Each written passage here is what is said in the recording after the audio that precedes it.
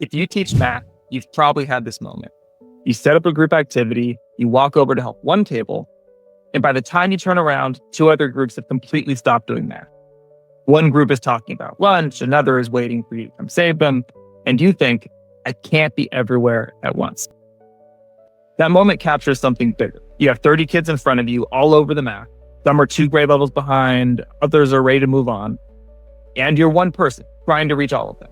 The students who need the most support are the hardest to get to.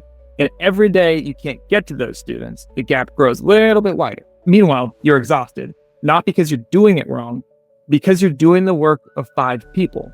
That problem is what got me into research in the first place. I'm Dr. Soren Rosier. Before I became a researcher, I was a middle school teacher in a room like this one.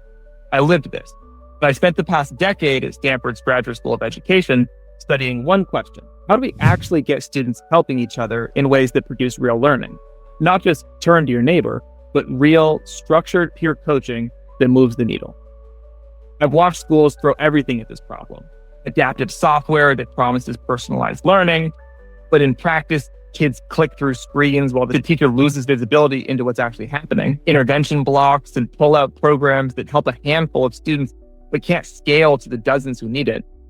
Small group rotations where the teacher is stretched so thin that most groups are basically unsupervised. Before Stanford, I was an evaluator at the Stanford Research Institute. I was literally paid to study whether these tools work in real classrooms. And the thing that kept nagging at me was this: the research is overwhelming, that struggling students learn best when working with other people. A lot of teachers already know that the answer could be peer-to-peer learning, and they've even tried it, many of them.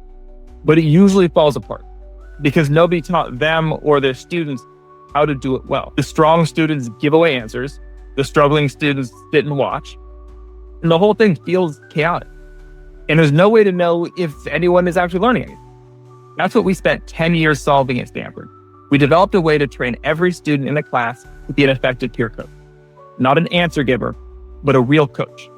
We teach them 3 moves. Ask a question before you explain anything, give a tip instead of an answer, and only model the problem when your partner is truly stuck. We call it Ask, Tip, Model, or ATM. It takes 1 class period to teach, and it changes how students talk to each other permanently. Then we built a system around it. Teach uses quick assessment data to figure out which students need help, who's ready to coach, and how to pair them for maximum impact. Every student gets support when they need it, and every student coaches when they have mastery, which deepens their own understanding. As we all know, when you teach, you learn. If this sounds like something your classroom needs, I'd love to talk. Click below to book a time with my team. If you want to see a quick walkthrough of the platform, keep watching.